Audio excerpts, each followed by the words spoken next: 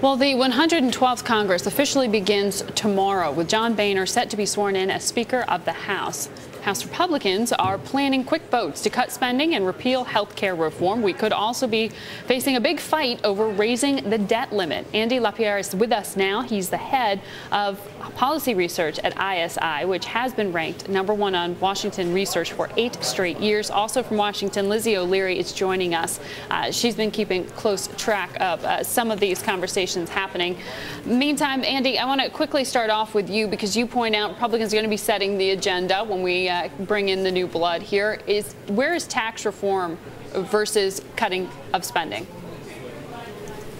Well, it's interesting. I think the president is looking at tax reform as maybe a way to reduce the deficit, which would imply a tax increase. I'm not sure Republicans are going to be very enthusiastic about that. I think they're much more interested in cutting spending. They think that's the message they got from the Tea Party movement, conservatives who played such a big role in both the primaries and the general election. So they want to show that they're out cutting spending, so they're going to start with cutting their own budgets. They're going to try to put together a package of rescissions. They're going to try to reduce discretionary spending. I think they're going to try to show their supporters that they got the message on spending, and that's one of their top priorities.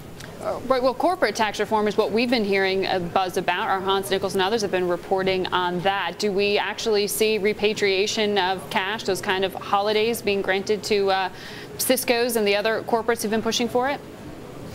Well, as you say, they've been pushing for it, and they've been very active and vocal on that issue. I think the administration is pretty cool to the idea of a repatriation holiday. They don't believe that the last one resulted in CapEx in the U.S. They think it was good for shareholders and good for dividends, but they don't think it was good for investment necessarily in the U.S. So they're not very inclined to support a repatriation holiday. In fact, if you look at the president's budget proposals over the last 2 years, he's actually had proposals that force companies to pay taxes on overseas profits, whether they bring the money back or not. So his budget actually moves in the opposite direction of a repatriation holiday. So I think it's a hurdle, and I think it's unlikely that's going to happen. Now, maybe next year when you get into the fall, or I should say, later this fall, when some of the Obama priorities begin to expire, and they have another extender bill, maybe this is something that he can offer Republicans in exchange for some of his priorities. But I don't think it's something that's going to happen right out of the gate.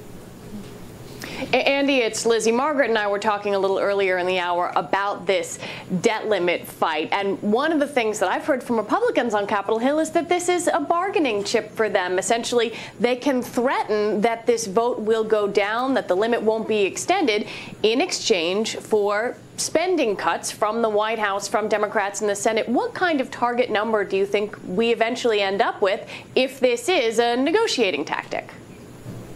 Well, I think in a way that's putting probably the best face on it for Republicans. I think what it is actually is a management issue that they have. They have a big problem, which is how are they going to get a bunch of Republican candidates who are now going to be members of Congress tomorrow who promised they wouldn't raise the debt ceiling. How are they going to get those folks to vote for that? So I think what they're going to do is say, well, listen, we'll pair the debt ceiling increase with some specific spending cuts, so you can go back home and say, yes, I said I wouldn't vote to raise the debt ceiling, but I got these specific spending cuts.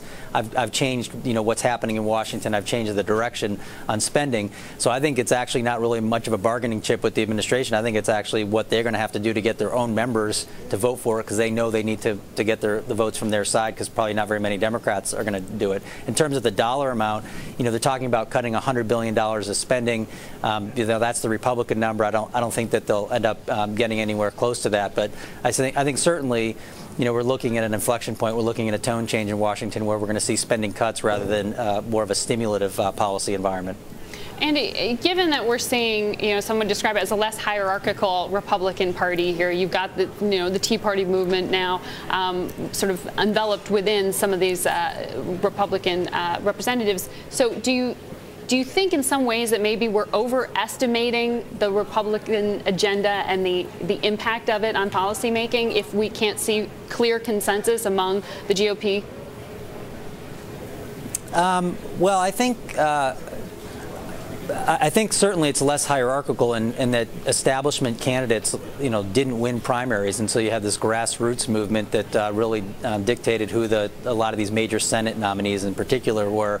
But I think that movement spoke with a fairly clear voice, which is stop the spending, stop doing unsustainable borrowing. And so as a result, I think the Republicans are actually going to be pretty cohesive on that issue, which is, I think, going to be their key issue, which is reducing the size of government. So even though it's not a, they don't have a hierarchy, they have a clear message from the voters, I think, at least their voters and the people who elected them. So maybe the old Cuomo adage, you campaign in poetry and what is it, govern in prose, maybe it doesn't apply here. You think that the actual rhetoric may continue to influence the reality?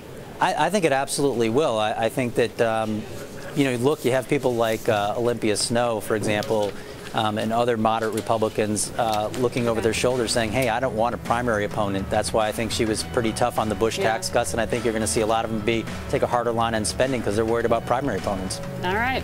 We'll see. Thank you very much. Andy, thank you very much. Lizzie O'Leary joining us as well from Washington.